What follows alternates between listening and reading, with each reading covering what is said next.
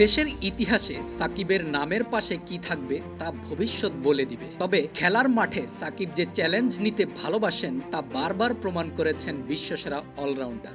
এবার সাকিবের সামনে খেলার মাঠে যতটা চ্যালেঞ্জ থাকবে তার চেয়ে অনেক বেশি চ্যালেঞ্জ তার ব্যক্তি জীবনে।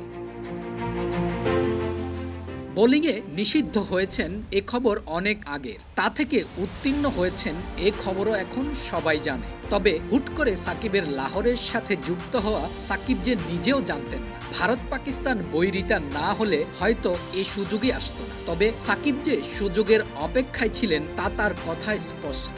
এখানে লাহোরকেও ধন্যবাদ দিতে হয়, যেভাবে সাকিবকে আপন করে নিয়েছে। সাকিব আল হাসান পাকিস্তানে পৌঁছানোর পর থেকে তাকে নিয়ে আপডেট দিয়ে যাচ্ছেন লাহোর। সেখানে সাকিবের ভক্তদের উপচে পড়া ভিড়।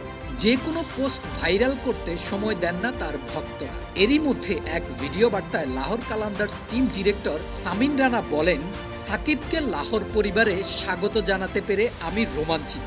তার অভিজ্ঞতা, স্কিল, অলরাউন্ড সামর্থ্য দলের শক্তি বাড়াবে। আশা করি মাঠে ও মাঠের বাইরে সে বেশ ভূমিকা রাখবে। দীর্ঘ ৬ মাস পর আজ ২২ গজ মাতাতে যাচ্ছেন সাকিব আল হাসান। পিএসএল এ খেলতে গিয়ে এক ভিডিও বার্তায় সাকিবকে বলতে শোনা যায় তিনি পাকিস্তানে খেলা সবসময় উপভোগ করেন, আর অনেক দিন পর খেলতে নেমে যে জড়তা কাজ করছে অনুশীলনে সেসব দূর করে দলের জন্য ভালো খেলতে চান। বিশ্বসেরা অলরাউন্ডারের সময়টা ভালো যাচ্ছে না অনেক দিন ধরে। দেশ এবং খেলা দুই নিয়েই ছিলেন জটিলতায়। খেলার জটিলতা আগেই কেটেছে, বোলিংয়ে বৈধতা পেয়ে এখন মাঠে নামার পালা। আর ব্যক্তিগত সমস্যার সমাধানের কি হয় তা সময় বলে দিবে।